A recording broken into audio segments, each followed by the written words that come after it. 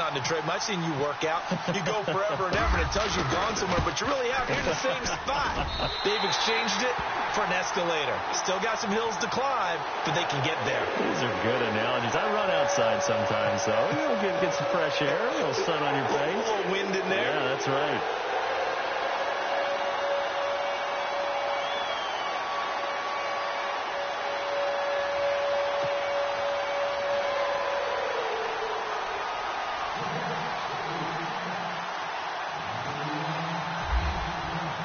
Santos out now. He'll kick it away. This one taken from the 7. And nice work on the return as they'll start their drive just past the 30-yard line.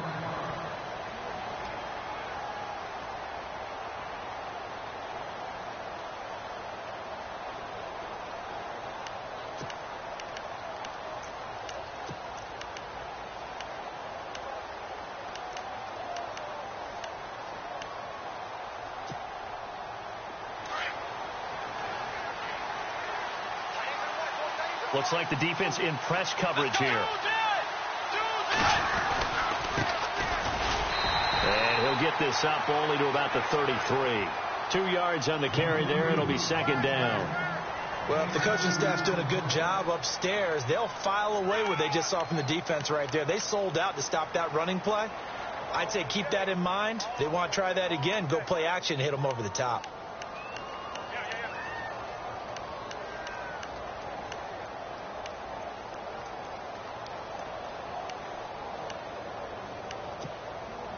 Second down following the run.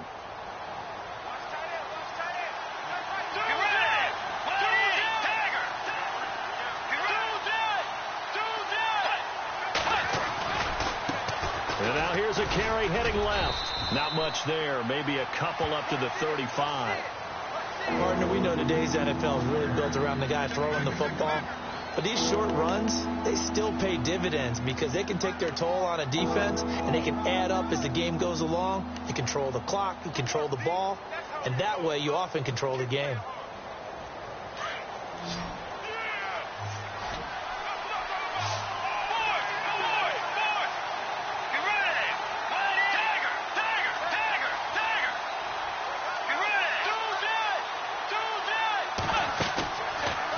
Play fake, Bridgewater.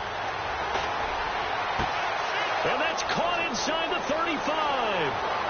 Touchdown, Vikings. Tavon Austin, his 6th touchdown of the season. And the Vikings are an extra point away from tying this thing up. As a fan, is there anything prettier than a well-executed post route? No, it's a thing of beauty, especially when it's done like that for a touchdown.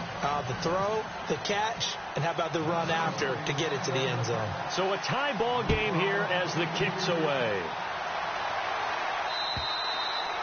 And this will be a touchback as that sails over the end line. Now the Jets offense, they get ready to head back onto the field. And that last drive, a long drive, but not just that, they had a great air attack going. Do they stick with that?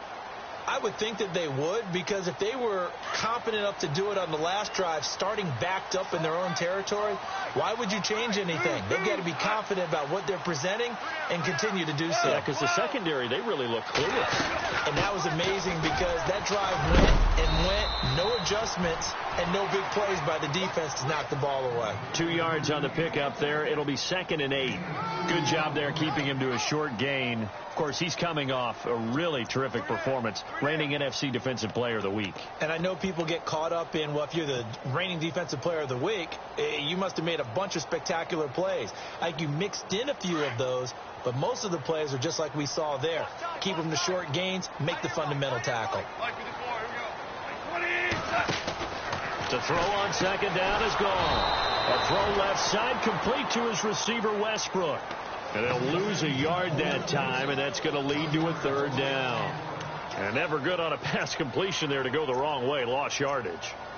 No, for some reason it seems to work better when you throw it downfield or you can move the ball downfield running it that way, doesn't it? But in this case, if you're the defensive guys, you're energized, executed well, and you caused a lost yardage play. That's going to feel good and look great in film.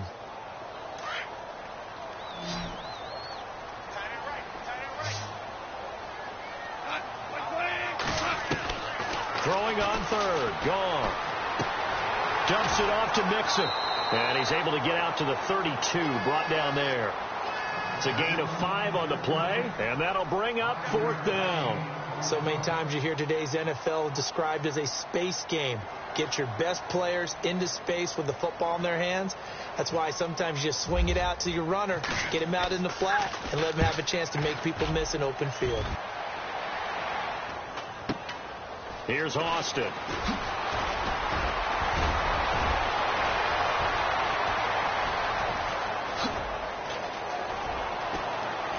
And all the way down inside the 25 before he's out of bounds. Might have been one man away from 6 points. As it stands, it's a huge return. And the Vikings, they'll be set up well as they take over in great field position.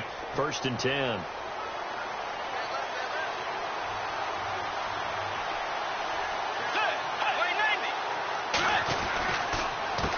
They run the counter now on 1st down. Open space inside the 10. And he'll get into the end zone. Touchdown, Minnesota. A great effort there. His 4th touchdown on the year. And the Vikings have taken the lead. And he's got it. It's now a 14-7 ball game.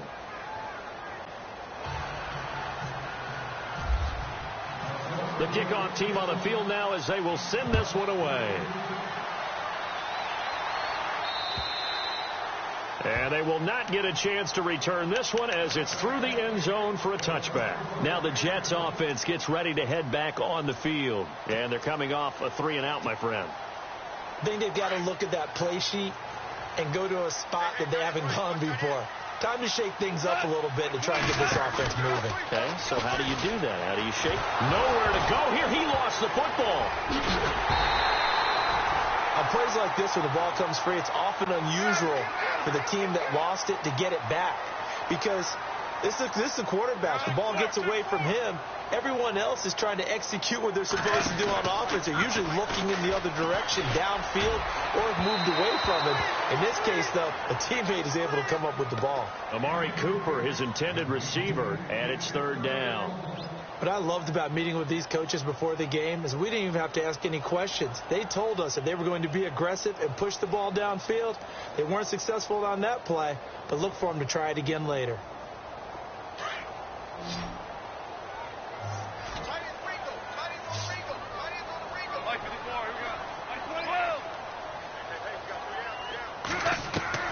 Third and long. It's gone. Into heavy traffic, and it's intercepted. Picked off